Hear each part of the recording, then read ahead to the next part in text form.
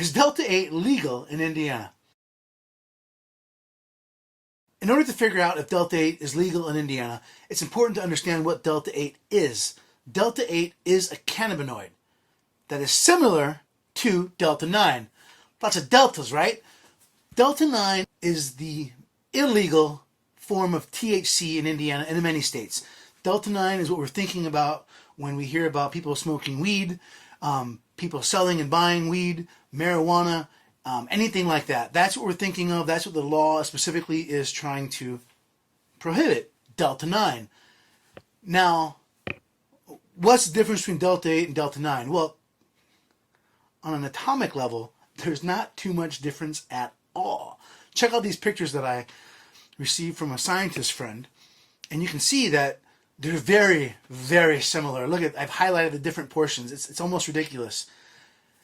And we're going to come back to that in a minute here, but they're not much different. Now, when Delta-8 is ingested by a person, the effects are per a laboratory in Florida named ACS Labs that actually tests cannabis, hemp, and CBD and the effects on people. Where was this lab? Where was this lab during high school career day? I must have missed that one. But this laboratory, when they do tests on Delta-8, the effects on people are similar as Delta-9, but a couple of key differences. Number one, it's much more subdued. Number two, there's not the sedative effect of Delta-9, and people actually have energy, and they note that they're more clear-headed. So that's one spectrum on the difference. Preparing for this video, I looked up some reviews online, and one person stated that after ingesting a lot of Delta-8, they were high. Beep. So there's yin and the yang on there. But now we know what it is. The real question is it legal in Indiana? That's actually a very interesting question if you're a nerd lawyer like me. So it's important to go to the statute. Let's just start there. Indiana Code says that Delta-9 is a Schedule I controlled substance. But we're not talking about Delta-9, we're talking about Delta-8. But the definition of a controlled substance for Delta-8 specifically states that it includes the isomers of Delta-9. So what's an isomer? Well, remember how I kind of showed you that picture, how Delta-9 and Delta-8 looked awfully similar?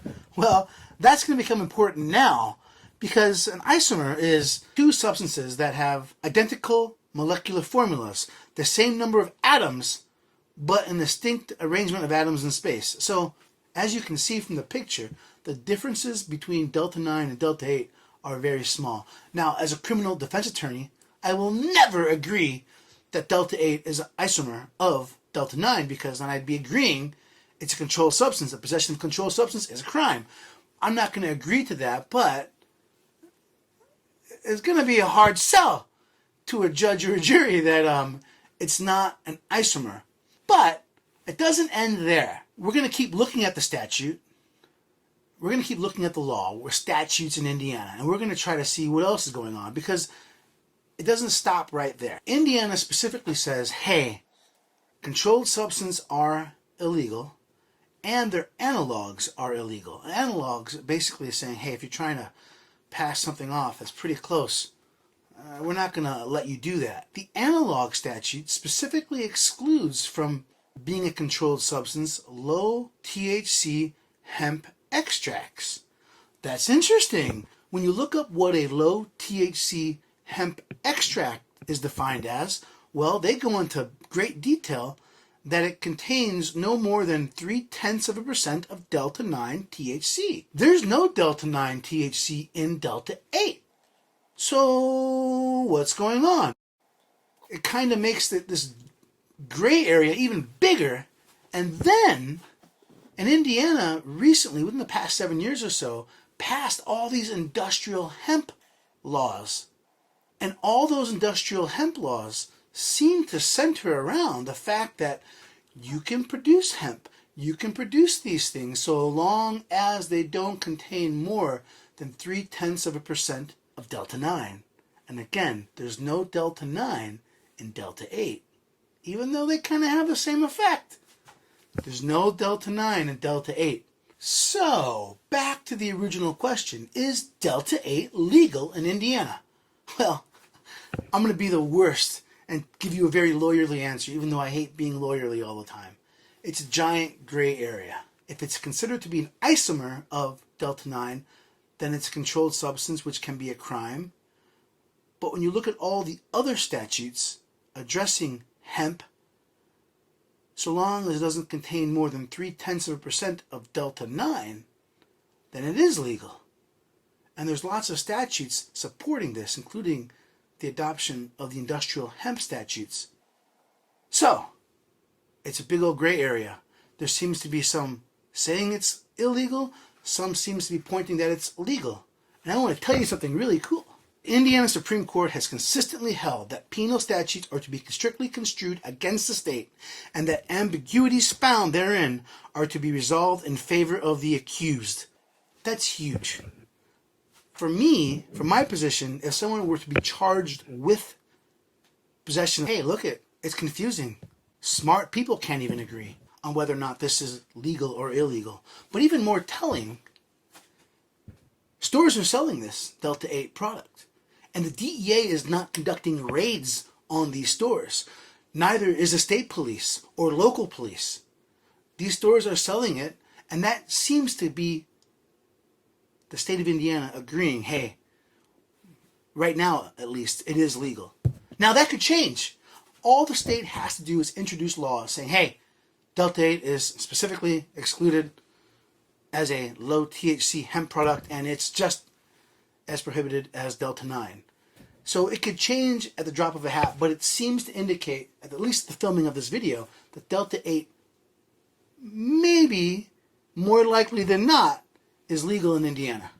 I mean, I don't want to get charged with it, and I hope none of my clients do, but the law is very ambiguous right now. It seems to be very confusing. Now, what to watch out for? Well, number one, I've already talked to you about how closely Delta-9, Delta-8 look chemically. Well, it's going to be hard to tell them apart in a drug test. In fact, many places agree, many labs agree. It's going to be very, very, very difficult with the current testing methods. So if you're on probation and the judge tells you, don't smoke marijuana, and it's actually a pretty common term of probation not to use illegal drugs. If you get a drug test and it comes back positive for marijuana, I just want to let you know, independent drug tests are very expensive. And the burden of proof in a probation hearing isn't beyond a reasonable doubt. It's preponderance of the evidence, meaning more likely than not. And the person who hears that argument, well, it's not a jury anymore. It's going to be a judge. And it's likely the judge that puts you on probation in the first place. Can you see where I'm going with that? It's going to be a hard sell if you're on probation. Like, I wasn't doing Delta-9, I was doing Delta-8. It's going to be a hard sell. We can try, but it's going to be a hard sell. Second of all, Indiana definition of intoxication includes alcohol, legal drugs, and illegal drugs, or any combination of those three. So please don't think that you can ingest Delta-8 and then go drive a car, because you will be intoxicated. You will be. And that won't save you from a DUI charge. Oh, it's just Delta-8. No, you're intoxicated. That's the point of taking Delta-8. You are intoxicated, and that will be a DUI. I'll fight like hell for you, but just understand that will be basis for a DUI. So don't drive after taking Delta-8. This is a very interesting and emerging area of law. If you have any questions, give me a call, 317-632-3642. And remember, always plead the fifth.